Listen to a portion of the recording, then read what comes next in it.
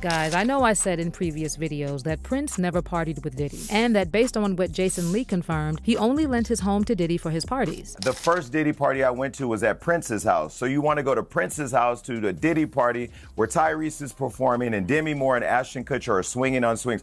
That is what's happening on the other side of the wall. And so the one thing that makes this party different than a Jamie Foxx party or any other celebrity party that wrangles a bunch of young women or guys or whatever too, is that Diddy didn't let you bring your security in the party. But tell me why we found out from the trial that Prince actually hung out with Diddy at parties. And I don't mean like a quick meet and greet. They were really in the same circles. Like Diddy even apparently once said that Prince showed up at his birthday party in pajamas. And what's worse, people are now saying that we should probably look more into what Sinead O'Connor said about Prince, because it was definitely giving Diddy. Prince wrote that song. Yeah. Did you ever actually meet Prince? We did meet once, but we didn't get on very well. We tried to beat each other up. Really? We didn't get on too well, no. You tried to beat each other up? Well, it was more he tried to beat me up and I was defending myself, but... No. Why? Because Hang on, that doesn't sound like a joke. That sounds serious. Oh, it's not a joke, no. It's not a joke at all. It was a very frightening experience, actually. Do you really get the gist of what Sinead said?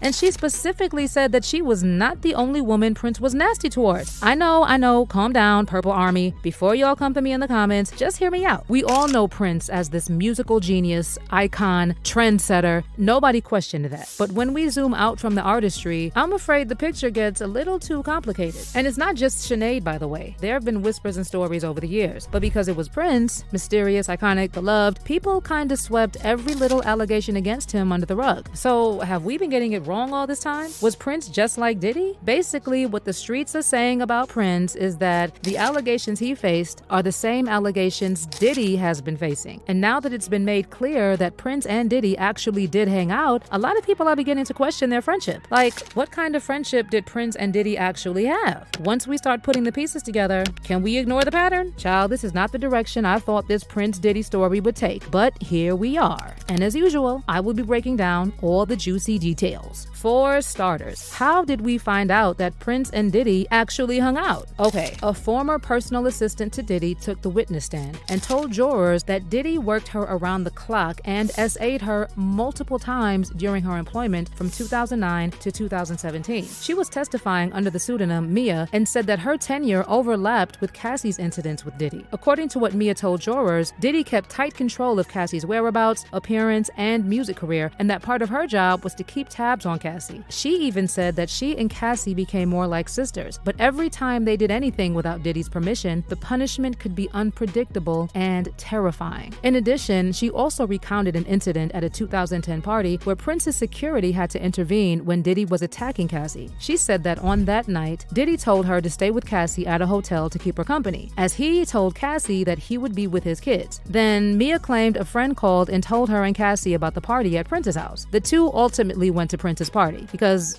why not? And were having fun dancing and watching him perform, when to their surprise, Diddy showed up. Apparently, they both started running, but Diddy followed them, caught up with Cassie after she fell into the bushes at Prince's front lawn, and roughed her up until Prince's security intervened. The ex-employee then said that the next day, the head of human resources told her Diddy was suspending her without pay for attending Prince's party with Cassie.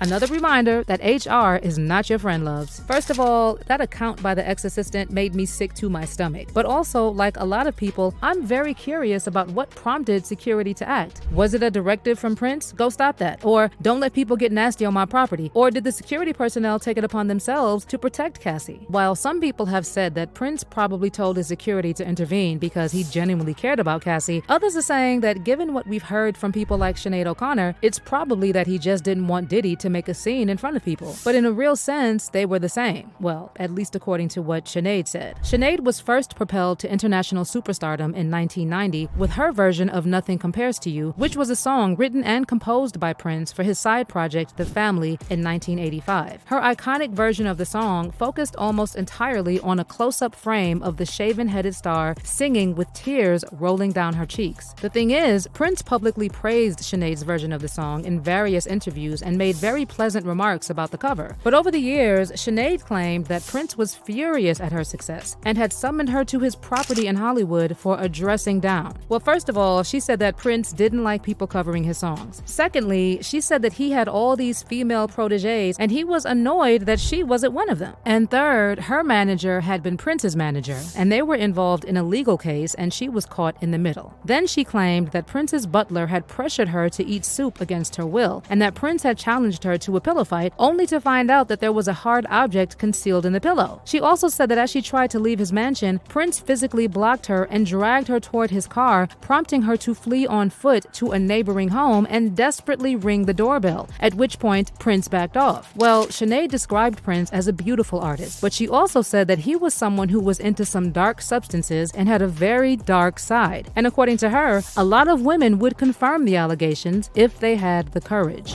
I'm not the only woman that he had a go at. There are plenty of women out there, if they're prepared to come out and he's dead and admit that he had one of the girls in his band was in hospital with broken ribs for a very long time. I know other girls have gone out with him Well, some women have actually corroborated her account. Like there was that lawsuit by Charlene Friend, an ex-girlfriend of Prince, who alleged that he physically and mentally harmed her during their 2-year relationship. Charlene also claimed that Prince filmed them hooking up without her permission, threatened her when their relationship ended, made her call him Messiah, and would have bizarre parties with themed rooms including cages and chains and whips. She also alleged he would make her watch videos of him with other women and would starve her. Child, talk about freak-offs 2.0. OMG. Speaking of women who may or may have not confirmed what Prince did to them, a while back, Prince's ex-girlfriends actually accused him of physical and emotional mistreatment in a 9-hour bombshell documentary that his estate fought to shelve. But I got my hands on some of the allegations that were in the film, and they are just shocking to say the least. So the film includes an interview with multiple ex-lovers of Prince, including Jill Jones, who recalled a night in 1984 when she and a friend visited Prince in a hotel. Jill Jones claimed in the documentary that after Prince kissed her friend, she slapped him and then she remembered him saying, "This ain't no movie." Allegedly, the two began to fight before Jill Jones said that Prince started to repeatedly punch her in the face. She also said that she didn't press charges after his manager told her that it would end his career and that she loved and still wanted to be with him. So she stuck around for years after that incident. There was also another account by Susanna Melvoin, who recalled that after she moved in with Prince, he inspected her phone calls and was dissuaded from leaving their home.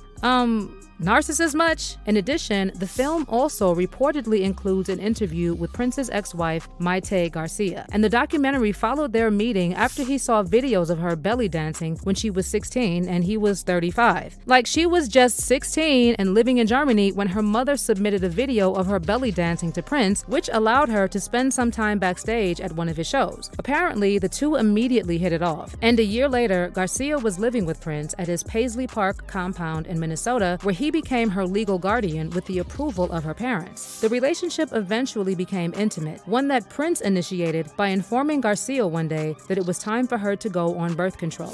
Get this, some of Prince's former collaborators, including members of the Revolution, also recalled his at times controlling nature in their interactions with him. Someone like Lisa Coleman remembered in the documentary how when the band asked for better pay, Prince told them if they really loved him, they wouldn't ask for more. And when band members threatened to leave, Prince called their bluff, and the group disbanded in 1986. So here's what many people have been wondering as of late. Are we just uncomfortable holding certain legends accountable? Do we separate the artist from the art too quickly when we like their music? And if Diddy deserves to be called out, what about Prince? I mean, when you see Prince and Diddy chilling together, same circles, same private parties, you have to wonder, was it just music and fame that brought them together? Or was there a darker bond? Both have been accused of using their power to control and harm women. Both have had projects, documentaries, lawsuits, either silenced, settled, or shut down. And both managed to keep those reputations mostly intact for years. So at what point do we stop calling this coincidence and start calling it a culture? And don't get me wrong, by the way, no one is saying they were exactly the same. But what people are saying is, if we're going to drag Diddy into the spotlight for the way he allegedly treated women, maybe we should start looking deeply into what someone like Sinead O'Connor and other women said about Prince. But what do you think, guys? Are we talking about a reflection of something much darker that no one wanted to see? What kind of friendship did Prince and Diddy really have? Drop those thoughts in the comments section